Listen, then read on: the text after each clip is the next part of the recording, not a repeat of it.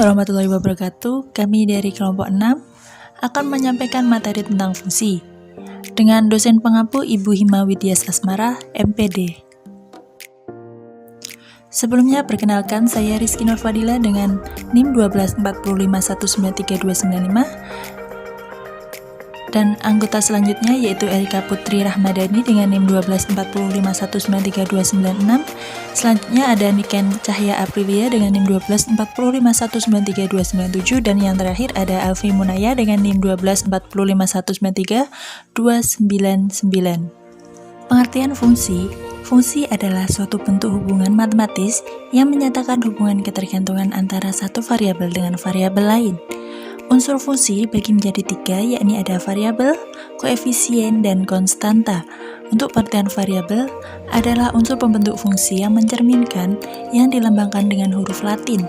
Dalam setiap fungsi terdapat 2 macam variabel, yakni ada variabel bebas dan variabel terikat. Untuk pengertian variabel bebas adalah variabel yang nilainya tidak tergantung pada variabel lain, sedangkan variabel terikat adalah variabel yang nilainya tergantung pada variabel lain. Pengertian koefisien adalah bilangan atau angka yang terletak di depan suatu variabel dalam sebuah fungsi.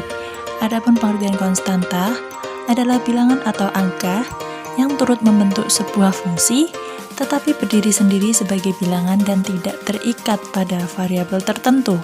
Sebagai contoh, f(x) sama dengan 5 plus 0,8x. X sebagai variabel bebas, 5 sebagai konstanta, dan 0,8 sebagai koefisien variabel x. Selanjutnya, jenis-jenis fungsi. Fungsi dapat digolong-golongkan menjadi beberapa kelompok. Secara garis besar, fungsi dikelompokkan atas kelompok fungsi aljabar dan kelompok fungsi non-aljabar. Rincian jenis-jenis fungsi dapat dilihat pada skema berikut ini. Penggambaran grafik fungsi linear adalah yang paling mudah dilakukan. Sesuai dengan namanya, setiap fungsi linear akan menghasilkan sebuah garis lurus. Boleh juga disebut dengan kurva linear. Jika digambarkan, maka bentuknya akan seperti berikut. Penggambaran fungsi nonlinear. Penggambaran fungsi nonlinear ini tidak semudah fungsi linear, meskipun prinsipnya secara sama, yakni dengan terlebih dahulu mencari sejumlah titik koordinat yang memenuhi persamaan fungsinya, namun prakteknya tidaklah mudah.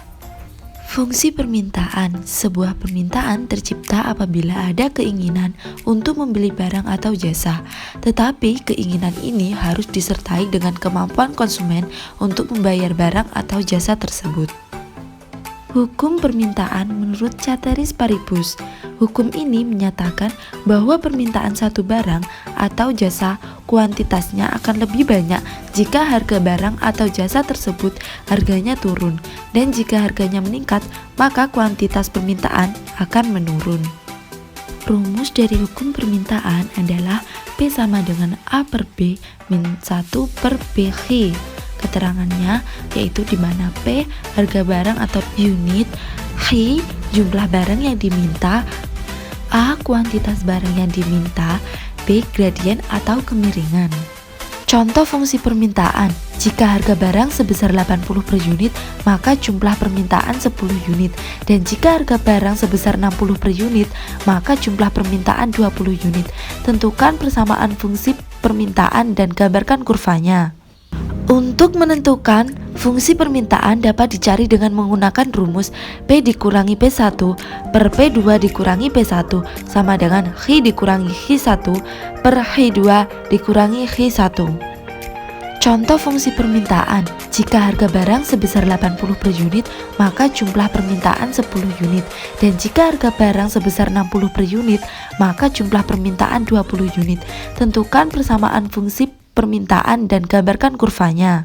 Untuk penyelesaiannya yaitu P dikurangi 80 per 60 dikurangi 80 sama dengan H dikurangi 10 per 20 dikurangi 10. P dikurangi 80 per min 20 sama dengan H dikurangi 10 per 10. Jadi 10P dikurangi 800 sama dengan min 20H ditambah 200 20Hi sama dengan 200 plus 800 dikurangi 10P. Jadi Hi sama dengan 50 dikurangi setengah P. Jadi fungsi permintaannya adalah Hi sama dengan 50 dikurangi setengah P. Untuk menggambar grafik fungsi permintaan, caranya dengan menentukan titik potong terhadap sumbu P dan sumbu Hi, yaitu seperti di gambar tersebut.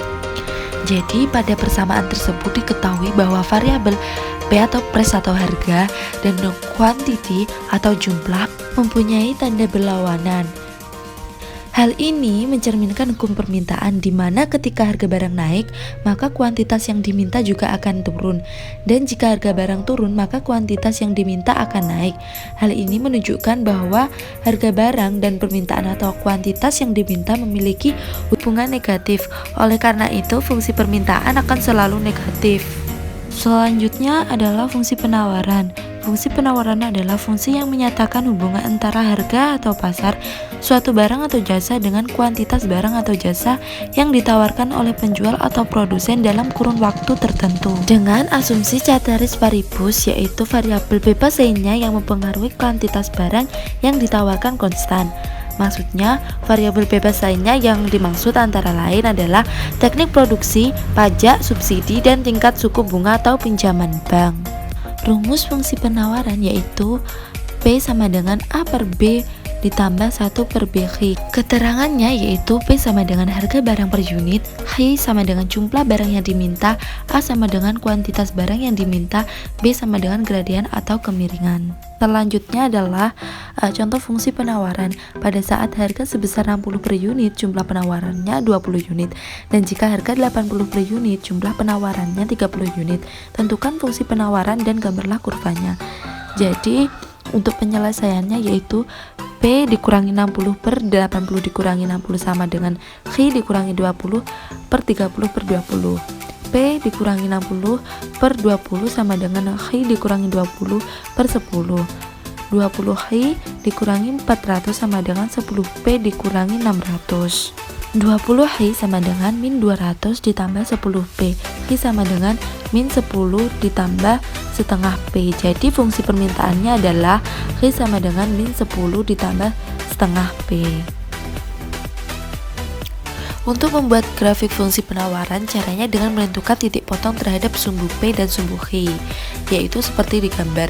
Jadi pada penjelasan di atas, pada persamaan tersebut menunjukkan variabel P atau harga dan variabel H atau jumlah mempunyai tanda yang sama, yaitu sama-sama positif. Ini mencerminkan hukum penawaran bahwa apabila harga naik, jumlah yang ditawarkan akan bertambah, dan apabila harga turun, jumlah yang ditawarkan akan berkurang. Baik, saya akan menjelaskan tentang keseimbangan pasar. Keseimbangan pasar. Pasar suatu macam barang dikatakan berada dalam keseimbangan atau equilibrium apabila jumlah barang yang diminta di pasar tersebut sama dengan jumlah barang yang ditawarkan. Secara matematik dan grafik, hal ini ditunjukkan oleh kesamaan HD dan HS, yakni pada perpotongan kurva permintaan dengan kurva penawaran. Pada posisi keseimbangan pasar ini, tercipta harga keseimbangan atau equilibrium price dan jumlah keseimbangan atau equilibrium quantity. Ada contoh grafik pada PowerPoint dan makalah. Keseimbangan pasar HD sama dengan HS dengan keterangan HD adalah jumlah permintaan, HS adalah jumlah penawaran, E adalah titik keseimbangan 1, PE adalah harga keseimbangan, dan HE adalah jumlah keseimbangan. Bisa dicermati dalam PowerPoint. Nah, untuk contoh keseimbangan pasar bisa dilihat atau dicermati seperti berikut ini.